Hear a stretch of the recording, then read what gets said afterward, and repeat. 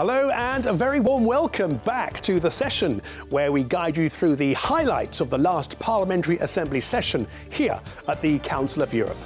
In this edition, PACE elects a new president and a new commissioner for human rights.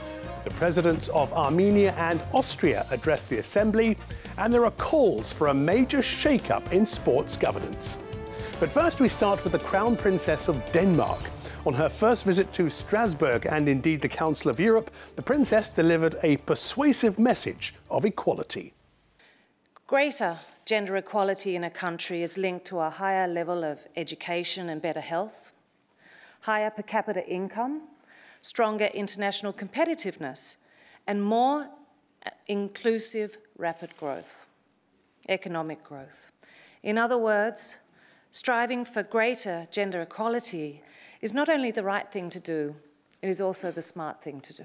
As part of Denmark's chairmanship of the Committee of Ministers, Prime Minister Lars Løkke Rasmussen also delivered a strong address to the Parliamentary Assembly in which he's called for an ongoing and honest debate about the functioning of the European Convention system.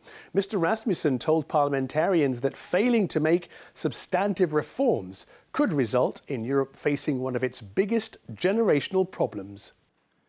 Denmark is and has always been a strong supporter of the European human rights system. And this is the exact reason why the main priority of the Danish chairmanship will be continued reform of the European human rights system. An effective human rights system is a benefit for all of Europe. And that is why we need an ongoing, honest and open debate about how we ensure the relevance and effective functioning of the convention system.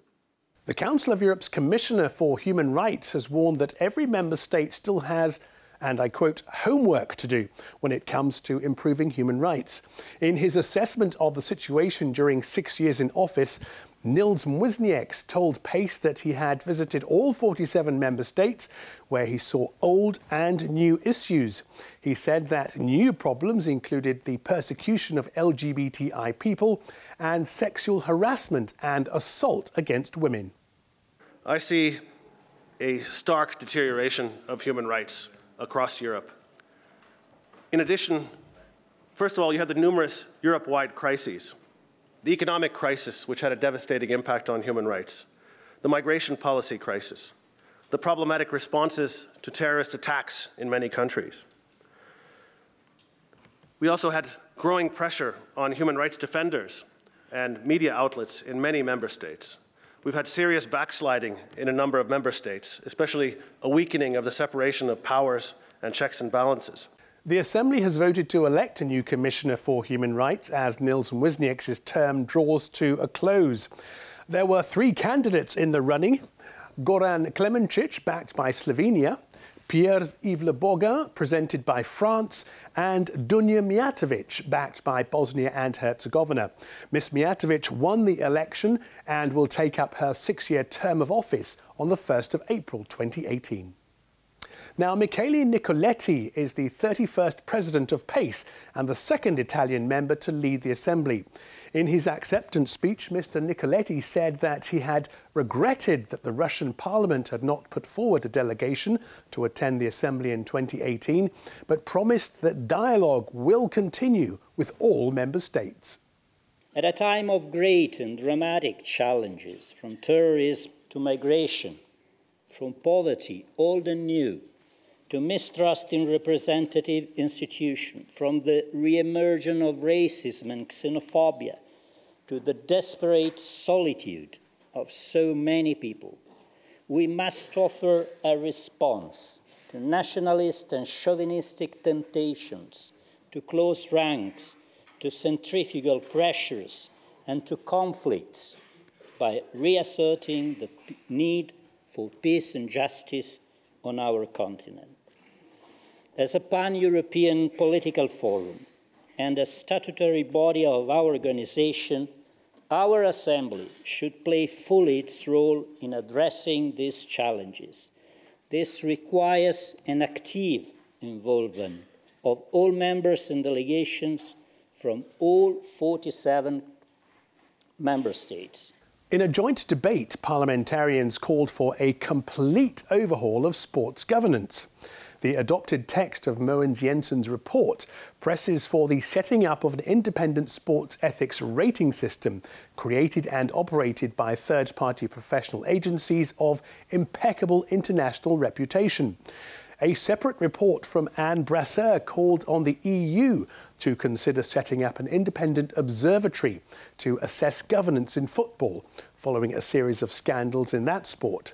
The two rapporteurs started by assessing the state of governance in sport generally and football more specifically.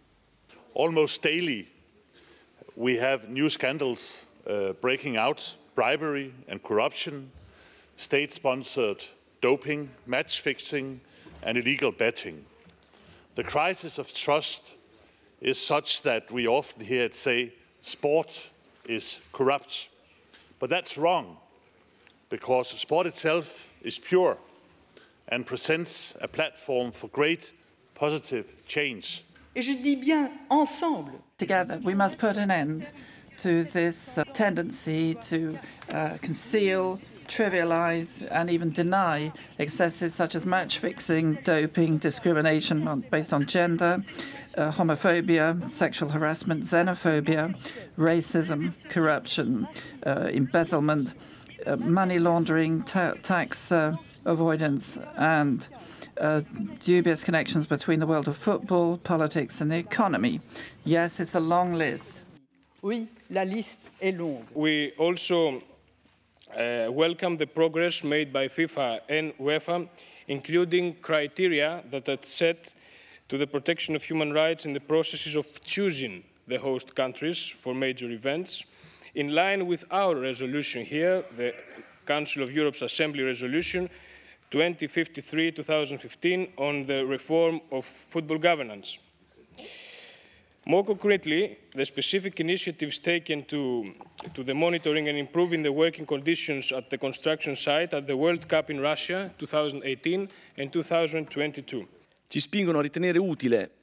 It would be useful to introduce codes of ethics accompanied by modern governance structures, setting out the fundamental principles which would define the powers of the various different sport bodies. Violation of rules could also expose those responsible to criminal prosecution. We need to ensure that we can establish a set of basic principles for good governance which would apply to all sports bodies, from the smallest right up to the largest. Dalla più piccola alla più grande. Efforts to make football business more transparent started in 1980s and 1990s. However, not all the measures taken in this area have considered these differences between small and big clubs, high-level and lower-level players, and options for balancing their opportunities. Dear colleagues, again, I fully support the recommendations rapporteurs made, and I think we really should think what we have to do and what we can do in this area. For the future of sports, it is important to establish global good governance standards consisting of basic principles with the participation of all stakeholders. It is also essential to encourage national federations to adopt these good governance standards without interfering in their day-to-day runnings. Adopting a resolution based on a report prepared by Egidius Variakis, the Assembly said it was alarmed by the humanitarian situation, a consequence of the ongoing Russian war against Ukraine. It called on all member states to use their joint political efforts to put an end to the conflict and the suffering of the civil population.